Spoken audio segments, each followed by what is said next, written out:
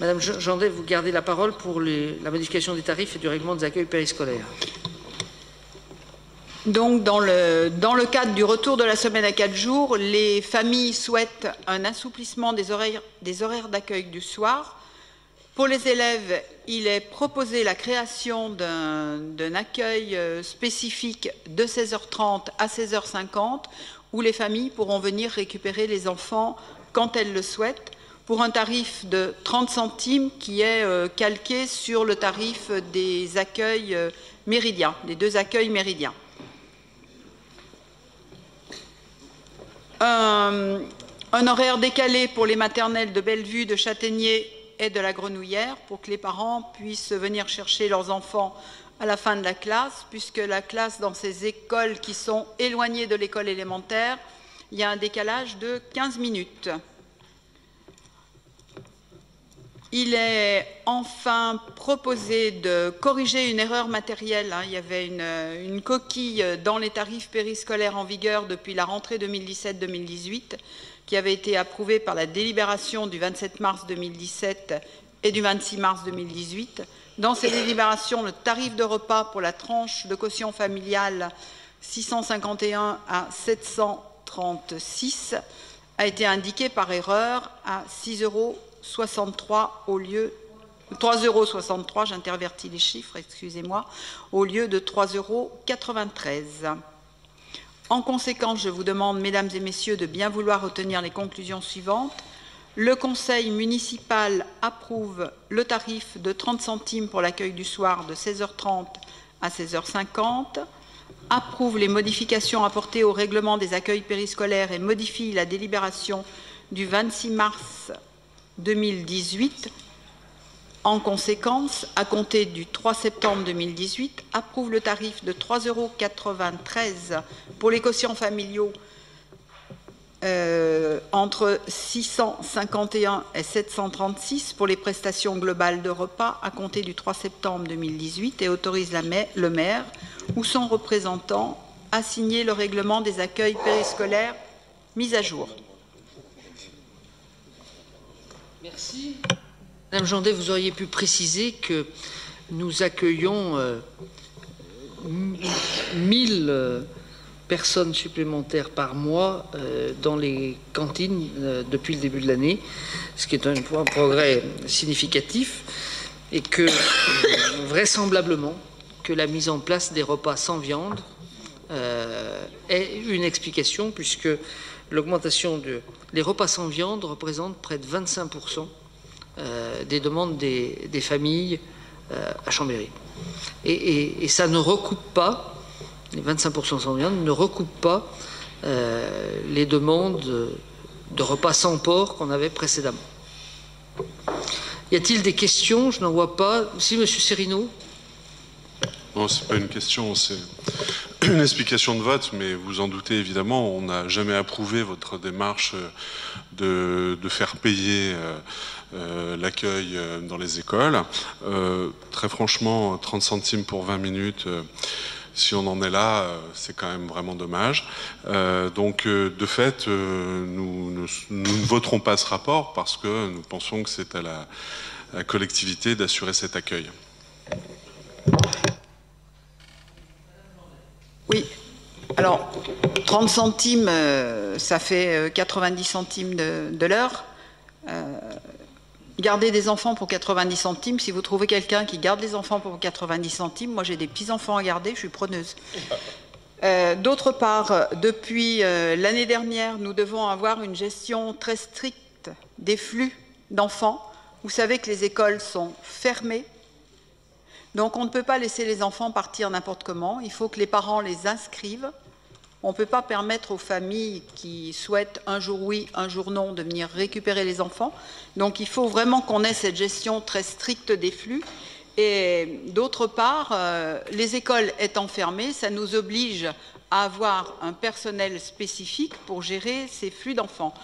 Ça représente très peu d'enfants sur le total des enfants qui fréquentent le périscolaire.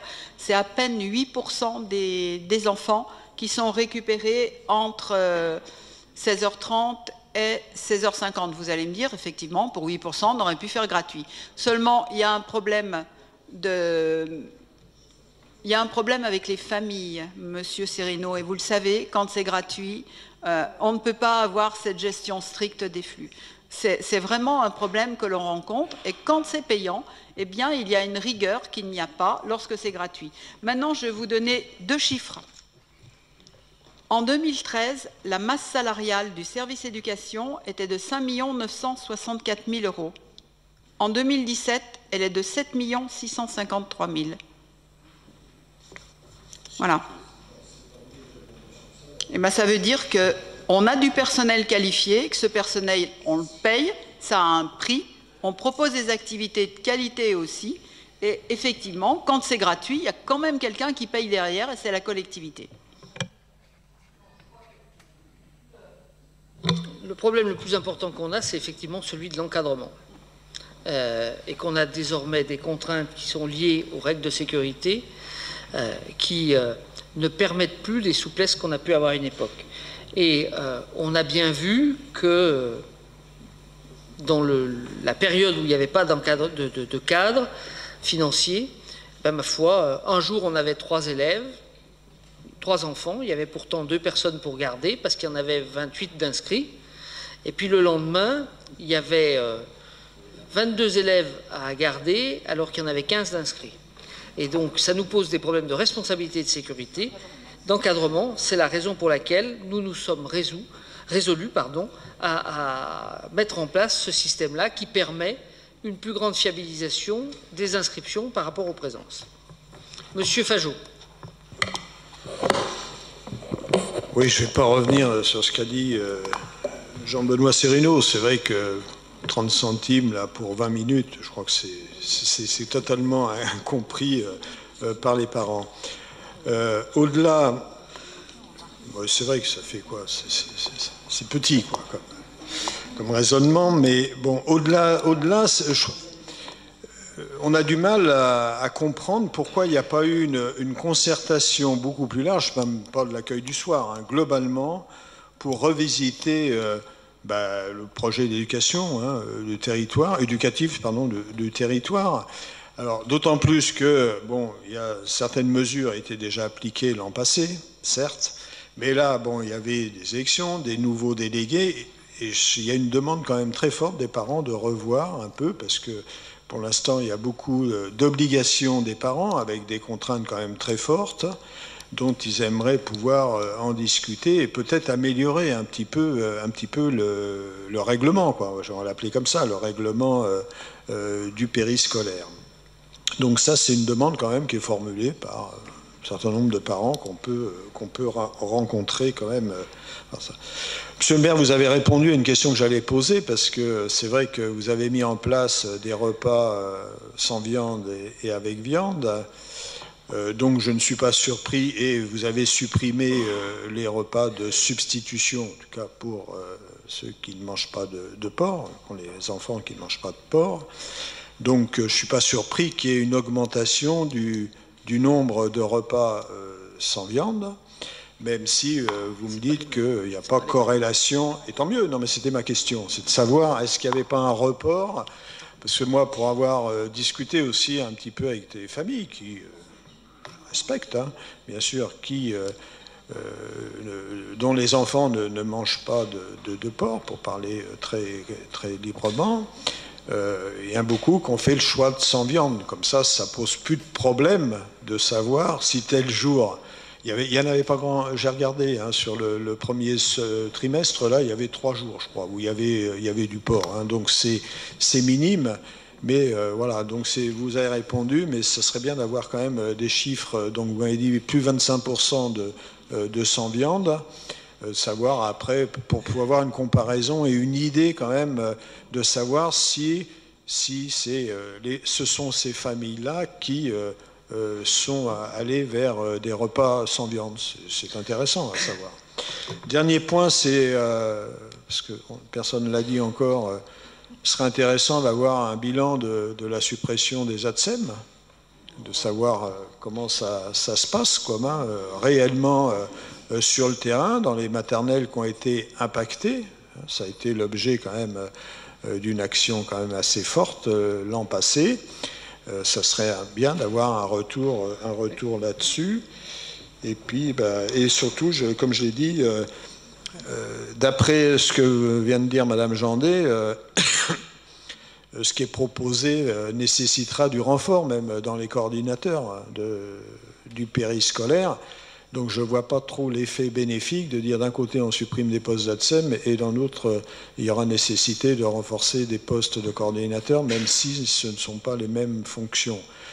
Au niveau, vous avez présenté la suppression des postes d'ATSEM comme une économie budgétaire, parce que c'est comme ça que vous nous l'aviez présenté l'an passé, enfin la rentrée précédente, l'année scolaire précédente, et là aussi ça serait quand même intéressant de voir, vous nous donnez des chiffres sur la masse salariale, bon c'est global quoi, savoir le nombre d'agents, enfin il faudrait avoir des éléments plus précis pour pouvoir apprécier cette évolution de la masse salariale dont vous faites grand cas.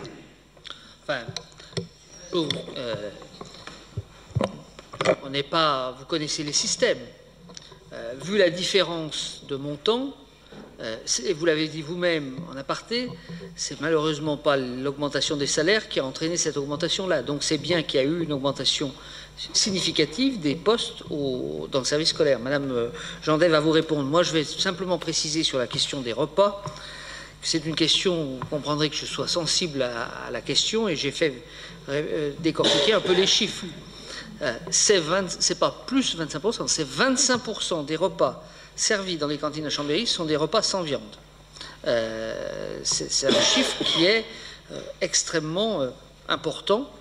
Et effectivement, ma question immédiate a été de demander de vérifier l'ajustement. Y a-t-il une substitution? Eh bien non. Alors, je ne vous dis pas que vous n'allez pas trouver des cas où il y a substitution. Mais les parents qui continuent à vouloir être sans porc, on continue à mentionner qu'ils souhaitaient que ça soit sans porc. Madame Jandet.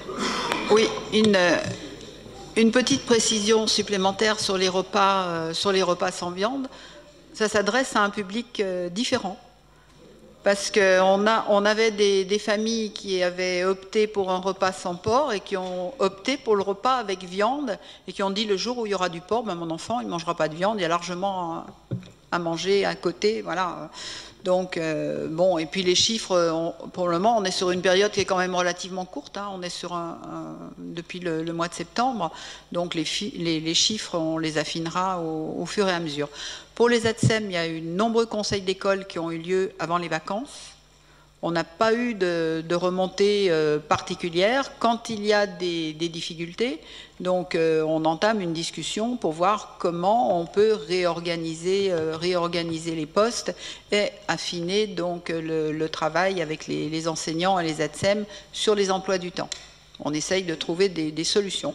Mais sur la plupart des maternelles où il y a eu où les conseils d'école ont eu lieu, on n'a pas eu de remontée sur les difficultés d'organisation vraiment suite aux suppressions d'ATSEM. D'autre part, je pense que les enseignants à Chambéry ils sont aussi compétents que les enseignants des communes où il y a moins d'ATSEM et ils arrivent à trouver donc une organisation qui leur convient. D'autre part, les ATSEM ont pu participer à des formations. Il y a eu une journée de cohésion le premier mercredi de la rentrée. Donc c'est quelque chose qu'on n'aurait pas pu faire si elles avaient continué à être à temps complet sur les classes. Il y a eu la semaine dernière une journée de formation pour former des binômes ATSEM enseignants pour celles qui accueillent des enfants des TPS, des enfants de 2 ans, une formation conjointe avec l'éducation nationale. Il y a aussi un travail qui est fait avec les coordonnateurs pour donner plus de matière au projet d'école. Et ça, c'est quelque chose qu'on ne pouvait pas faire avant, lorsque les ATSEM étaient à temps plein sur les classes. Maintenant qu'elles ont le mercredi matin libéré, elles peuvent participer donc à toutes ces activités, à toutes ces réunions auxquelles elles ne participaient pas auparavant. Vous m'avez posé aussi une question sur le personnel. Bien sûr, on a renforcé l'équipe de coordination parce que quelquefois, dans certaines grosses écoles comme le Biolay et l'école du Haut-Maché, On avait un coordonnateur, on a rajouté un coordonnateur pour qu'il y ait un coordonnateur au Biolay, un coordonnateur au Mâché. Ça marche bien. Et puis on a renforcé nos équipes d'animateurs. On continue à les former, à exiger des formations, à exiger des compétences. Cette année, on leur demande vraiment de travailler sur un projet, c'est-à-dire que les animateurs ne vont pas faire proposer des animations, aujourd'hui il fait beau, c'est trottinette dehors, j'exagère un petit peu, mais ils vont vraiment participer à une cohérence du projet d'école. Et on leur demande de s'inscrire dans ces projets pour offrir aux enfants vraiment des activités de qualité. Il n'y aura pas que les associations, il y aura aussi donc les animateurs. Et puis nous sommes en train de réécrire notre PEDT.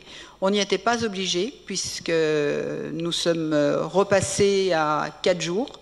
Mais on a décidé de réécrire ce cadre et de rester dans la loi de refondation de l'école qui vise à favoriser l'égal accès de tous les enfants aux pratiques culturelles, artistiques, sportives.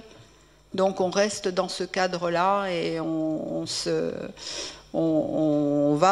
a travaillé avec les parents. Vous disiez que les parents n'avaient pas été concertés, mais il y a eu une journée de travail avec les parents qui a été organisée par la Fédération des œuvres laïques.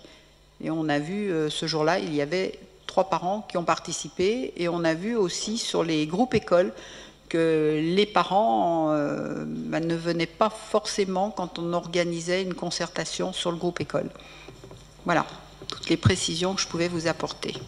Alors, encore une précision, il y aura cette année 200 cycles DOP dans les écoles, 60 en maternelle et 140 en élémentaire, avec 42 associations qui proposeront des activités. Pas d'autres questions. Je vais soumettre ce rapport aux voix. Y a-t-il des oppositions?